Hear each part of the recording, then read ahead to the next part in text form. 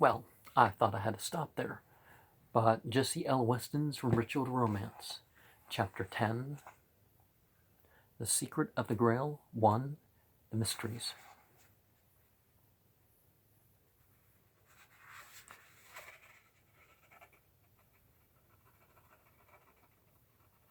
Further, in some mysterious manner,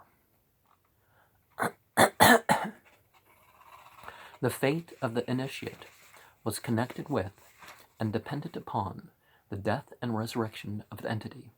The Christian writer Firmicius Maternus, at one time himself an initiate, has left an account of the ceremony without, however, specifying whether the entity in question was Attis or Adonis. As Dieterich remarks, what he relates can be applied both to the devotees of Attis and to those of Adonis. This is what he says. On a certain night, the image is placed, lying on its back, on a litter, and the devotees mourn it with rhythmic lamentations. At length, when they have satisfied themselves with its pretended lamentation, a light is brought in. Then the throats of all those who are weeping are anointed by the priest, and after they have been anointed, he slowly murmurs these words to them: "Have courage, O initiates of the Savior God, for there will be salvation for us from our toils." On which Dieterich remarks, the salvation of the initiates depends on the deliverance of the God. Well, deliverance really comes through our own deeds, through the opportunity provided by God, not that someone does our hero deeds for us, but that's what they believed. Hepting holds that in some cases there was an actual burial and awakening with the entity to a new life. In any case, it is clear that the successful issue of the test of initiation was dependent upon the resurrection and revival of the entity. Now it is not clear that we have here a close parallel with the Grail romance. In each case, we have a common and mystic meal in which a food partaken of stands in close connection with the holy vessels.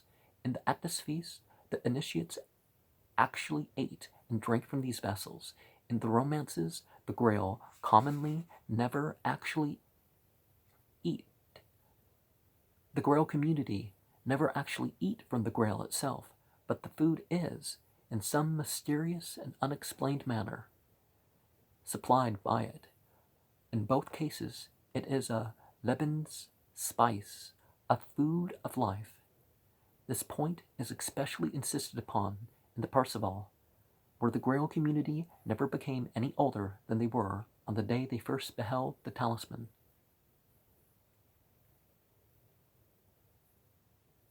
Heptine mentions among the sacra of the so-called goddess Phrygium Ferum, which he suggests was the knife which Archigallus wounded himself on the blood day. Thus it is possible that the primitive ritual may have contained a knife. In the Attis ritual, in the Attis initiation, the proof that the candidate has successfully passed the test is afforded by the revival of the entity in the Grail romances. The proof lies in the healing of the Fisher King. Thus, while deferring for a moment any instance on the obvious points of parallelism with the sacrament of the Eucharist and the possibility of spiritual teaching inherent in the ceremonies, necessarily links our chain of argument, we are, I think, entitled to hold that, even when we pass beyond the outward end scene of the story, the march of the incident, the character of the king, his title, his disability, and relation to his land and folk, to the inner and deeper significance of the tale, the nature cults still remain reliable guides. It is their esoteric ritual, which will enable us to bridge the gulf between what appears at first sight, the wholly irreconcilable elements of folktale and high spiritual mystery.